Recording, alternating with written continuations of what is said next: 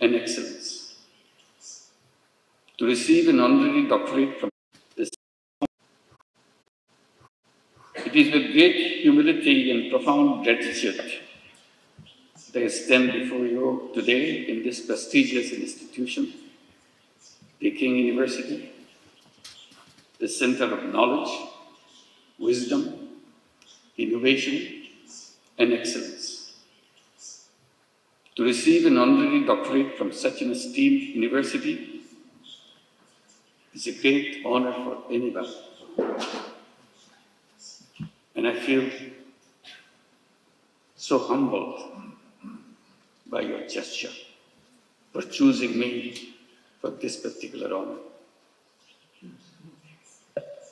This recognition once again reminds me of my commitment to work for realizing the dreams of the millions of youths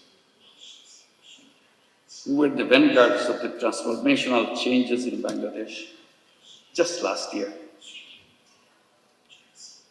Their vision to establish a new Bangladesh in place of the Bangladesh that we had until last year.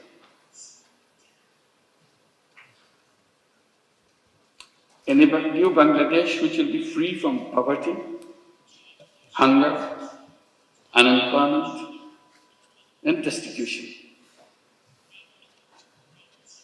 Ladies and gentlemen, and my young friends, to translate this vision into reality, we are embarked on a series of reforms to make governance transparent and democratic, to ensure economic policies which are inclusive, and to guarantee that every individual has equal opportunity to flourish. Our reform initiatives are at the top of our priority. Our goal is definite. Our work plan is exhaustive. For building a stronger and more resilient Bangladesh, we emphasize economic transformation through entrepreneurship, greater investment in education and technology, and a stronger international cooperation. Distinguished guests, I have a deep and personal attachment with Peking University. Back in October 2006, I had the opportunity to be appointed as the honorary professor. To me, today's conferment is more than a personal honor. I see this as a recognition, as an acknowledgement of the resilience and courage and determination of the people, especially millions of women and young entrepreneurs who continue to prove that no challenge is too big when they are given the right opportunities to develop and break the shackles of poverty and marginalization. Throughout my journey, from being an economist to founding Grameen Bank, from pioneer microfinance to advocating social business, my core belief has remained the same. People are not poor because they lack of skill or ambition. They are poor because economic system has never given them a fair chance. So poverty is not because of the something lacking in the person. It's not their fault. It's the fault of the system that we built for ourselves. That causes poverty. That causes all the problems for human beings by wrong thinking. And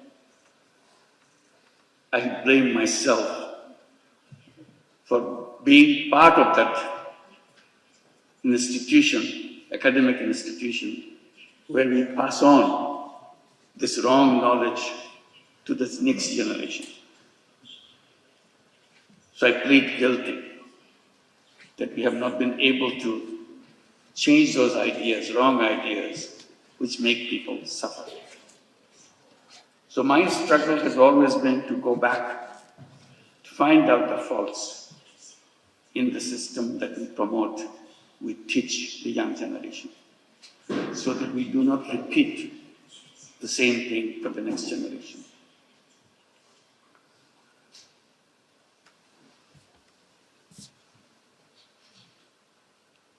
It is designed to serve only the wealthy, not the poor. That realization led me to create an alternative, one where even the poorest individuals could access the services of the institutions which are created for people. I've been promoting the idea to let the young people come to the universities, get good degrees from good institutions, and then go to the job market to become job seekers. I have been telling that this is a wrong idea. Human beings are not born to become job seekers. Job is a wrong idea. Human beings are creative beings. They enjoy doing creative things. Job is a negation of creativity. Job forces you to do things what your supervisors want you to do. Job is a continuation of the tradition of slavery. Human beings are not fit for slavery. Human beings are independent beings. So I keep on promoting the idea that all human beings are born as entrepreneurs, not job seekers. Universities should be preparing young people to go out and become successful entrepreneurs, not job seekers. And that idea came from a simple experience. I started as a small initiative with a handful of women in a village next to the university where I was teaching in Bangladesh. I started lending tiny little money to the poorest women that the world has ever known, just to make sure she feels that she can handle this money and change her life. I had no idea that whether it would come true, but I was amazed how these illiterate, poor women could use tiny little money, $10, $20 worth of money, and did a very successful way of paying back and change her income situation. And she continued to pursue them round after round and change her life. And it turned into millions of women all over Bangladesh, and with perfect record.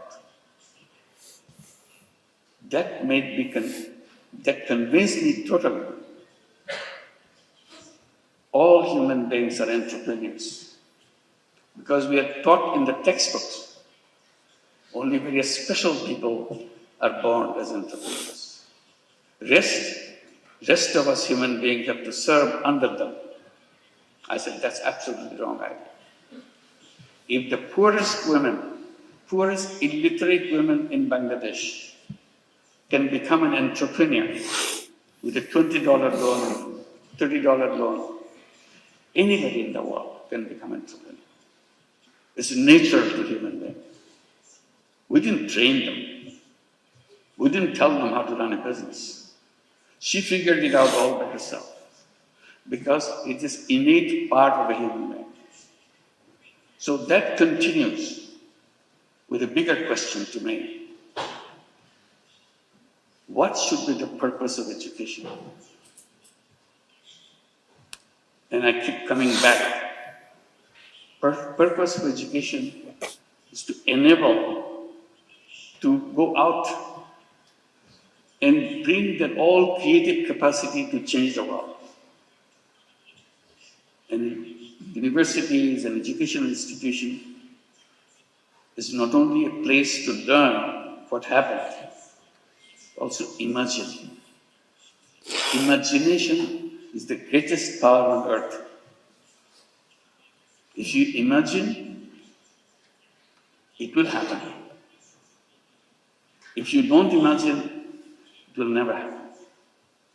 If you look back, things happen because somebody imagined it. Imagine something big, something unheard of, something you never dared to hope that it will work.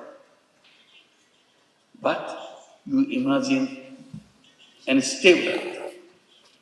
If you stay with it, it will happen. So that is the greatest power. Imagination is more powerful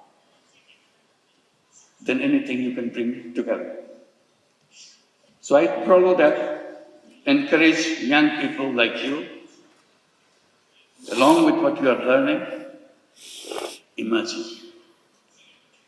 Dare to imagine the most odd thing that you ever thought, most necessary thing you think could be done. At the moment it looks odd, at the moment it looks impossible. The human journey is about making impossible possible. That's our journey. And we can make that happen.